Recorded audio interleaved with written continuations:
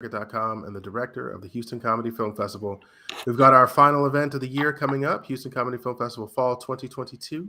We're going to be featuring all kinds of comedy content, everything you can imagine, from funny music videos to series episodes, romantic comedy, dark comedy, sketch comedy, stand-up comedy, horror comedy, you name it, anything to make you laugh, content that is 30 minutes or less, put together for about a 4-hour screening. And one of the films that we're going to be having is from director Jeff Jackson. Hey, Jeff.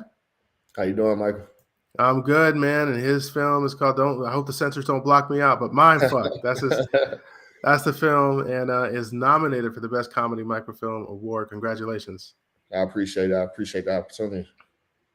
The judges love this one, man. It's funny. It's different. It's mental, if you will. I want to give away the synopsis, but I always tell the end, so I'll let you put it in your own words. What is Mindfucked about? Mindfuck is about the morning after a one-night stand. So we're literally laying in the bed with two strangers, and it's no dialogue. It's all internal dialogue. So it's about, hey, what is this man thinking after I just had sex with him? What is this female thinking after I just had sex with her? So it's an interesting conversation that, well, it's kind of uncomfortable for a lot of people because we never address it, we never acknowledge it.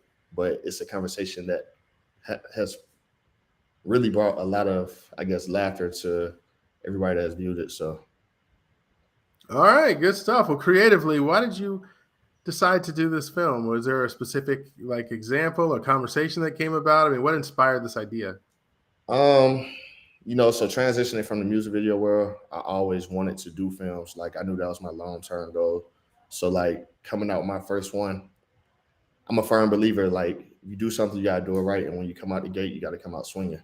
So I mean, yeah, we see the motivational films, we see the inspirational films, we see, the family-oriented films, but what I want to do and what I want to do in my career as a director in films is I want to give relatable conversations. I want to bring those uncomfortable topics and bring it in a comedic way. You know what I mean? I want people to be able to sit in the theater and say, I remember a time I did this. I remember my first one night stand. I don't know. I know, Michael, you probably watched it. You was like, dang, I know my first one night stand. I'm not gonna expose you on this though, but so yeah, I mean, like even the internal dialogue situation is like I want to challenge myself because it's like, with you working in sound, it's having dialogue makes it easier to tell a story, but having internal dialogue is different because it's like, how do you, as a director, how are you coaching these actors? How are you coaching this actress to literally act based off,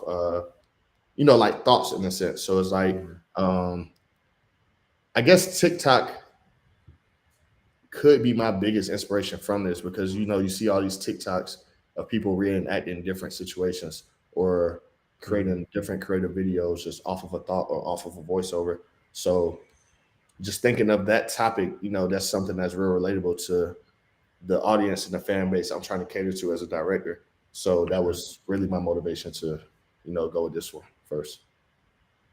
Well, you touched on the technical a little bit about the way you had to coach your actors. I feel like every little film is a little piece of film school. What did you learn on this one? So with this one, continuity was a big thing. And I can, I address some of my struggles and some things I definitely learned from it. I didn't hire a script supervisor. I've worked on many films. I've worked on many shows. And what I realized is like, yeah, I always knew a script supervisor was important to make sure that every dialogue was hit like the same way. But what I was overlooking was that I needed the continuity. So it's a lot of things that I could point out in my film that I could say, okay, continuity is way off.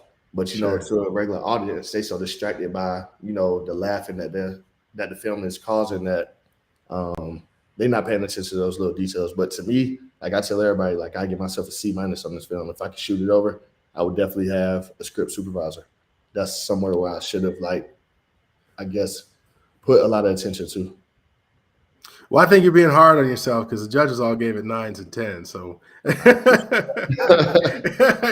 you're being hard on yourself. But that's the only way you get better is if you are your own worst critic. You have to be perfectionist about this, and everything you do has to be a stepping stone. Sounds like you have the right idea. Yeah. So So next, what's the future like? Is there going to be anything more from this particular series?